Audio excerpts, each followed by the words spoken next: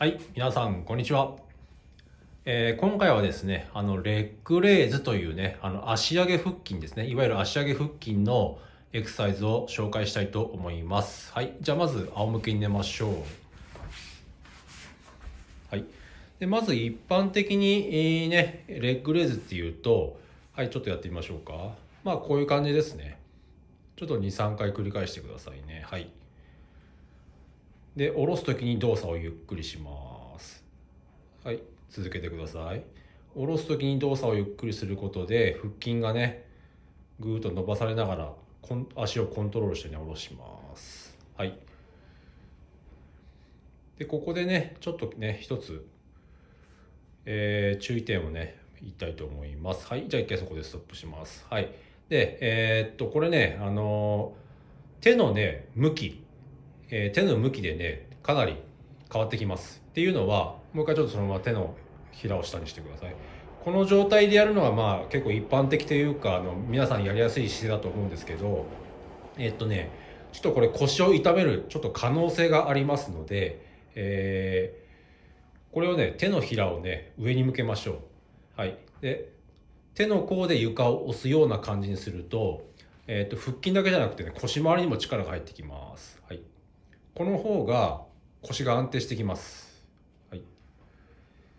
ですからなるべくねレッグレイズやるときは手のひらをね上に向けて手の甲で床をね押すようにした方が、腰がね安定しますから、できるだけこちらでねやることをねお勧めします。はい。でもうちょっと細かいとこね行ってきます。じゃあね手のひらはそのままでちょっと足を下ろしましょうか。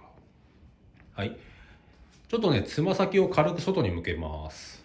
でそしてかかとはしっかりくっつけて、膝もしっかり伸ばしてください。はい。で、これでねかかとをしっかりぐっとくっつけておくことで、足の内側ですね、足の内側にしっかり力が入ってきます。こうするとね、筋肉がつながっているので骨盤がしっかり支えられます。はい。じゃあ手のひらでしっかり床を押して足の状態もね今言ったようにキープしながらやってみましょう。はい。じゃあ5回やってみましょうか。はい。手のひらが上を向いて手の甲で床を押してます。でつま先は外向き、かかとをしっかり閉じてます。はい。これが一番、腰に負担をかけないねやり方になります。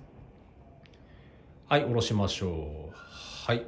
でなんでさっきね一番最初にねやったやり方がね腰に負担がかかりやすいかっていうと、ちょっと手の、ひらを下にしてみましょうか。でこの状態で上げると肩甲骨ね、首がすくんだような状態になっちゃうので肩甲骨がね、不安定な位置になります。そうすると背中周り腰周りにね力がうまく入らないので腹筋とかね、腰を支えてる筋肉にね大きな負荷がかかっちゃうので、そういう意味で腰に負担がかかりやすいですから手の、ひらを上に向けてこうすることで肩甲骨がねしっかり、寄ったような状態になるので、この方が腰回りね安定します。腹筋背筋うまく使えて安定します。はい。でつま先ね外向きっていうところなんですけど、これもね例えばちょっと内股みたいにしてみましょうか。はい。これで上げちゃうと、はい、股関節がね全然力入ってないからやっぱりこれもね腰に負担がかかる可能性があります。はい。ですから、かかとは失礼しました、つま先はね外向きにして上げるようにね、しましょう。はい。これが一番腰に負担がかからないやり方になります。はい。では、以上になります。はい、いかがでしたでしょうか。レッグレイズね、足上げ腹筋のね、紹介になりました。腰をね、痛めないようにやってください。はい、ではチャンネル登録もね、お願いいたします。ありがとうございました。